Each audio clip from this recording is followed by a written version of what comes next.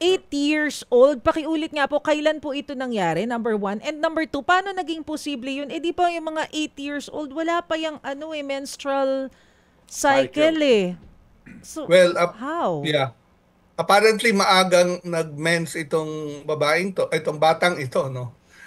Kasi pababa ang age of menarche o kung kailan nagsisimula ang menstruation. Ngayon ang average 10 to 11.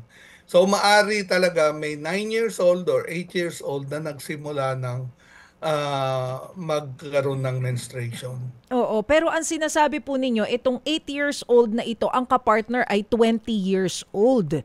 So paano nangyayari ito? Kasi hindi lang ito nag-iisang kaso. Sabi nga po dun sa pag-aaral, di ba, na nabanggit natin kanina. Majority, puro mas matatanda.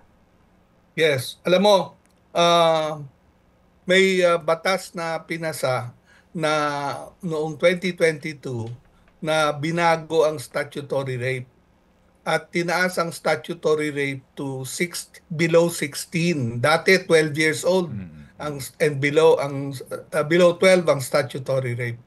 May isang bagay doon na sinasabi kong ang partner ay 3 years ang gap, less than 3 years ang gap sa babae, pwedeng i-absuelto ito. So yung 22 na kaedad, pwedeng absuelto yon. Pero yung 99.8% na iba, either hindi na-report or meron lamang mga 1,700 na na-report. Yung 1,700 na yon na mga tatay ay between 17 and 22 years old.